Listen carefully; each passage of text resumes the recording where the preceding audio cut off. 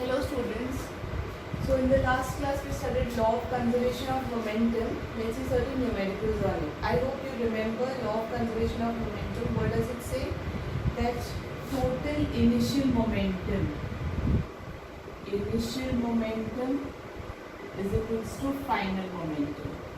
If we are talking about collision of two bodies, then whatever was the total initial momentum of the system of the two bodies colliding will be equals to the total momentum of the system after collision. Okay, and mathematically how do we express it? m1 u1 plus m2 u2.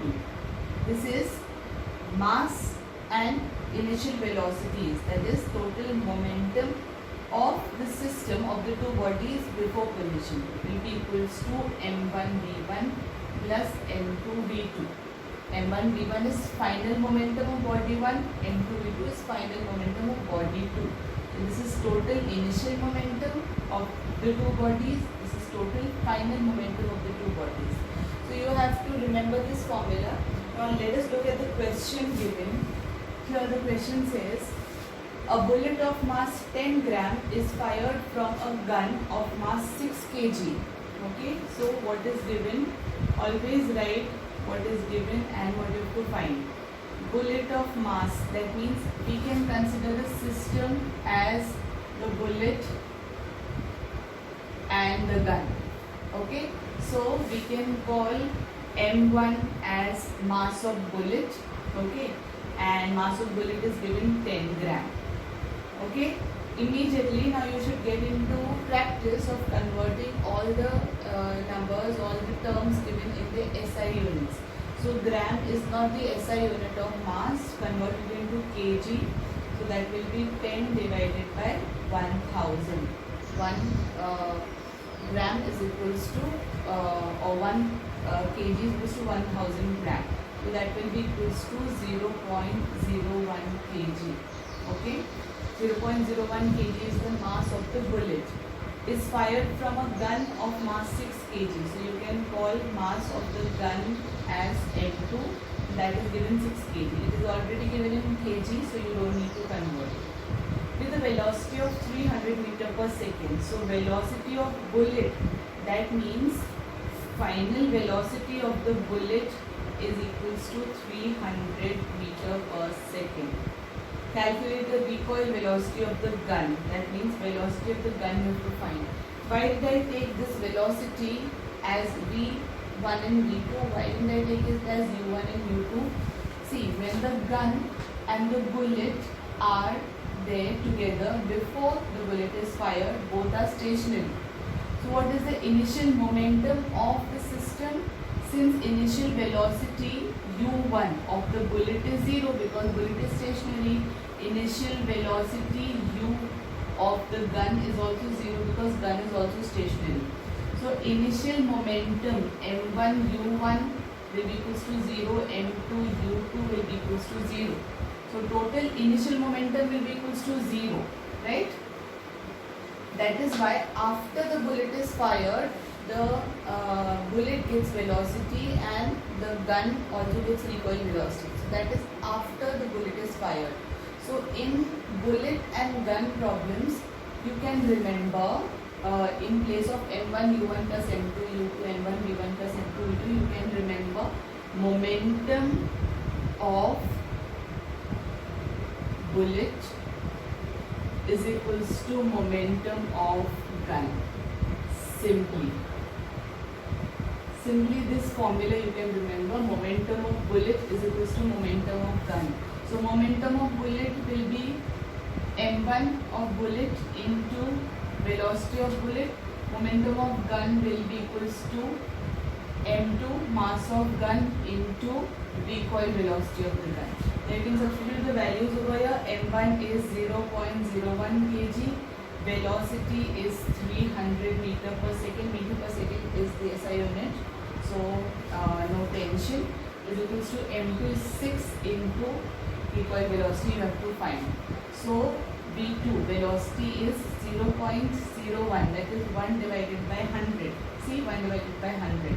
You can write it as 1 divided by 100 into 300. This as 1 divided by 100 into 300, and this 6 will go down, so that will be divided by 6. So here you get 3 by 6, velocity is 3 by 6, that is equals to 1 by 2 meter per second, or 0.5 meter per second. Okay, so obviously the recoil velocity is very less as compared to the velocity of the bullet, and which is quite evident from your answer also. So this you can remember. Even if you don't remember this, see, I'll show you by using the previous formula also. M1 U1 plus M2 U2 is equals to M1 V1 plus M2 V2. Okay, you can use this formula also since it's about conservation. So M1 U1, initial velocity before the bullet is fired, is 0 plus 0 is equals to, again you are getting the same thing, M1 V1 plus M2 V2. Okay, so you can write M1 V1 is equals to minus M2 V2. Why minus sign we are getting over here? Because when the bullet is fired in this direction, the gun is recoiled in the opposite direction. So velocity V1 will be opposite to velocity V2. Okay, this is the same thing which we got through this equation. Momentum of bullet M1 V1, momentum of gun M2 V2, right? And so both are one and the same equations. You can either apply this one or this one. Okay, let's look at the second question. So the next question says, the car A of mass 15,000 kg traveling at 25 meter per second collides with another car B of mass 1,000 kg traveling at 15 meter per second in the same direction. That means there are two cars. I can draw the scenario over here. There are two cars. This is car A traveling with 25 meter per second, and this another car B. This is car B is traveling with 15 meter per second. Okay, so this car is traveling with a lesser velocity. It is traveling slowly, and this is traveling faster. So this will cover the distance, and since they are traveling in the same direction, in the same line, so they will collide. So after they collide here, and then they will separate. When they collide, their velocities will change after the collision. So then after the collision, car A starts moving with velocity A after collision. The velocity of car A becomes 20 meter per second. Okay, and you have to find the velocity of car B. That means V2 after the collision, right? So M1 is given. M1 mass of car A, that is 15,000 kg, you can write, given M1 is equals to 1500 kg at 25 meter per second. So initial velocity of car A is 25 meter per second. Car B with another car B. So mass 2, M2 is given as 1000 kg, is traveling at 15 meter per second. So U2 is 15 meter per second. All this will give you the initial momentum of the system. Then final M1, M2 will be same. Their masses won't change after collision. What will change? Velocity V1 of car A is changed to 20 meter per second. So it was traveling with 25, its velocity has reduced to 20 meter per second. You have to find V2, velocity of car B. Okay?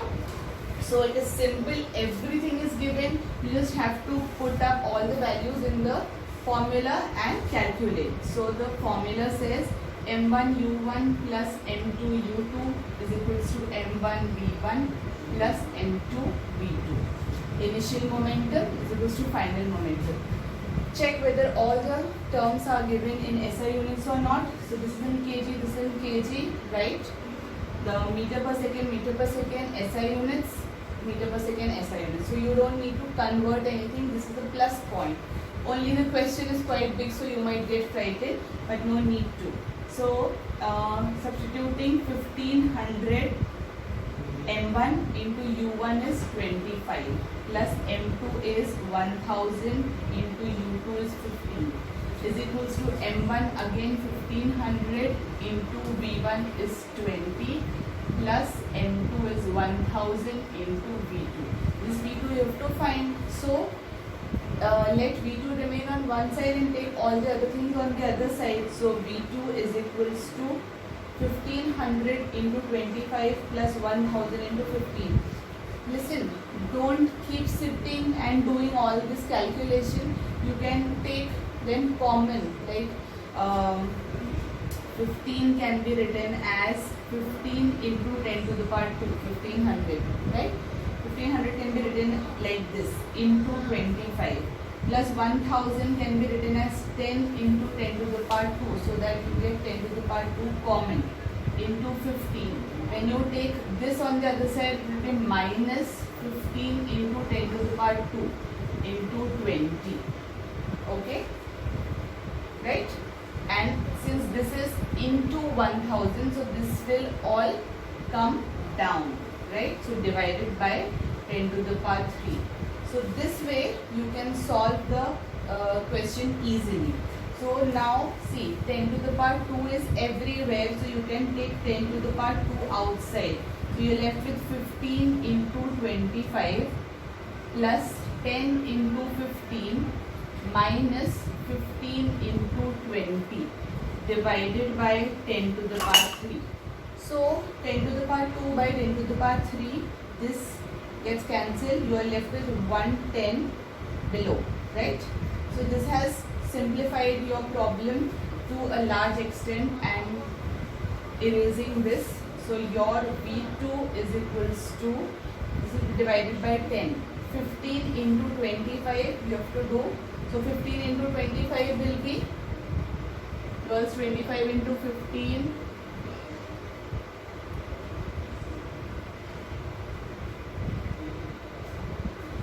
$375. So 375 plus 10 into 15 is 150 minus 15 into 20 is 300. So 300 divided by 10. Okay, isn't it much more simplified rather than you would have sat and multiplied 1500 into 25 and then 1000 into 15 and then subtracted all of that. So learn to simplify your sums. Okay, so 375 plus 150 will be 475, 525. So 525 minus 300 divided by 10. So 525 minus 300 is 225 divided by 10. So that is velocity V2 is 22.5 meter per second. Okay. So velocity, see, initial velocity of car B was 15 meter per second. It has changed to 22.5 meter per second. It has increased. And initial velocity of car A was 25. It reduced to 20 meter per second. So you can see that the greater velocity of car A has been transferred to the velocity of car B, or you can say that momentum of car A reduced after the collision and momentum of car B increased after the collision, but the total momentum was same of the total system. Okay, it was not lost anywhere. So this is how we do the momentum numericals. This is a very important question and most of the times it is asked, so please practice it on your own. Let's take one more. So the next question is, a bullet of mass 10 gram moving with a velocity of 400 meter per second gets embedded in a freely suspended wooden block of mass 900 gram. What is the velocity acquired by the block? So always try to understand the scenario of the question. Here what is happening is a bullet. They are not discussing about the gun and the bullet, just a bullet. This is a bullet whose mass is 10 grams, so we can call M1, that is mass of bullet, as 10 gram, moving with a velocity of 400 meter per second. So velocity of the bullet is 400 meter per second. Okay, if we convert this 10 gram into kg, that is 10 upon 1000, or you can write it as 1 by 100, right, kg.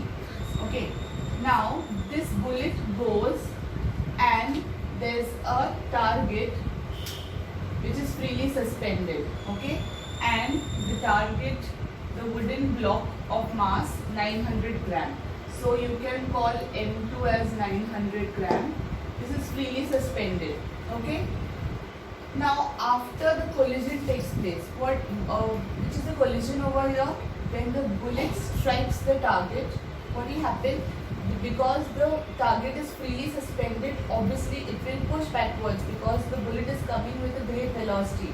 So when the bullet will hit the target, firstly the bullet will get embedded in the target, okay, it will go inside the target, and because of this the bullet as well as the target will move. So that velocity with which the target moves after the bullet gets embedded in it has to be found out. So you have to be clear in framing the question so that you get the answer clear. Now here M1 V1, that is momentum before collision, can be found out easily. That is equals to momentum after collision, okay. Momentum before collision is equals to momentum after collision, right? But remember, momentum before collision is simply M1 V1, that is mass of the bullet and velocity of the bullet. What about momentum after collision? Is it just M2 V2, or because when the target will move, it will have the bullet embedded in it. So won't the mass of the bullet also be included, also be calculated? So momentum after collision will be M1 plus M2 into V2. Are you getting it clear? Because in this case, the previous scenarios which we have discussed, the two cars colliding or the bullet fired from a gun, both the bodies of the system before collision, they were however they were, after collision they were getting separated. So we used to calculate their momentum separately, M1 V1 plus M2 V2. Here both the mass and the bullet and the target, they will move together with this velocity. So we have to add M1 plus M2 to calculate the momentum after collision. Okay, I hope it is clear. So M1 is 1 by 100 into V1 is 400 is equals to M1 is 1 by 100 plus M2 is 900, that is 900 upon 1000, right, into V2. So this V2 you have to calculate. I'll do the calculations over here. See, 1 by 400 is nothing but 4 will remain over here. So V2 will be equals to 4 into this bracket, right? When you take it the other side, what is this bracket? Or firstly you should calculate the LCM over here only. So 4 is equals to this into V2. What will be the LCM? That will be 1000, right? 100 tens are, so 10 plus 900 into V2, right? So 4 is equals to 910 upon 1000 into V2, right? So V2 will be equal to, take this above, 4 into 1000 divided by 910, okay? So this is how you get the final velocity of the target with which it will move. I leave this calculation for you to do. It will come around, it is 400 divided by 91, so it will be more than 4 point something. I'm giving you the idea, it will be 4 point something but less than 4.5. So you do the calculations, and here we've discussed all the kinds of questions which can be asked on momentum, conservation of momentum. Do all the questions. With this we complete this chapter, Force and Laws of Momentum. Do all the questions of your NCERT, and if you have any doubt, then message me personally. One day I will take a test on this chapter, so be prepared. Till then, happy learning. Thank you.